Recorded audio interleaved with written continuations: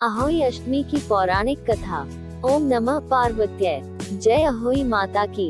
प्रिय भक्तगणों, आप सभी का हमारे पवित्र और आध्यात्मिक चैनल धार्मिक कहानियाँ 2.0 पर हार्दिक स्वागत है। आज हम आपको सुनाने जा रहे हैं एक ऐसी पौराणिक कथा जो मातृत्व के संकल्प, पश्चाताप और माँ पार्वती की कृपा को दर्शाती है।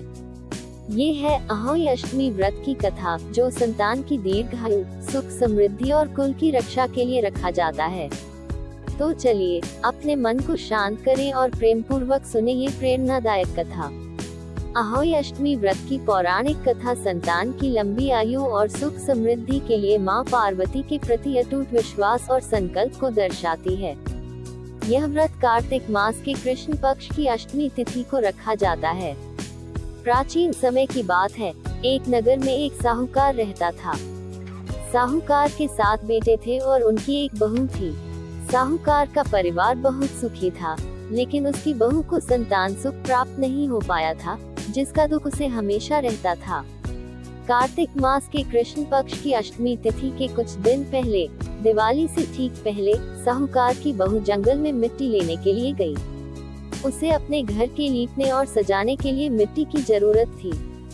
जब वह जंगल में मिट्टी खोद रही थी, तो अनजाने में उसकी कुदाल एक साही के बच्चे को लग गई। साही का बच्चा उसी कुदाल के वार से मर गया। इस घटना से साहूकार की बहू को बहुत पश्चाताप हुआ। वह बहुत दुखी हुई और साही के बच्चे की मृत्यु के कारण वह बहुत भयभीत हो गई। जल्द ही उसे एक और बड़ी विपत्ति का सामना करना पड़ा। साही के बच्चे की मृत्यु के दोष के कारण एक एक करके उसके 7 बेटों की भी मृत्यु हो गई। बेटों की मृत्यु से साहूकार और उसकी बहू गहरे शोक में डूब गए। बहू को समझ आ गया था कि यह सब साही के बच्चे को मारने के पाप का फल है। जब साहूकार की बहू ने अपनी ये दुख भरी कहानी अपनी पड़ोस की स्त्रियों को बताई, तो उन्होंने उसे यह सलाह दी, हे बहू, तुम बहुत दुखी हो। यदि तुम अपने इस पाप से मुक्ति पाना चाहती हो और अपनी संतानों का सुख वापस पाना चाहती हो, तो तुम्हें अहोई माता का व्रत करना चाहिए।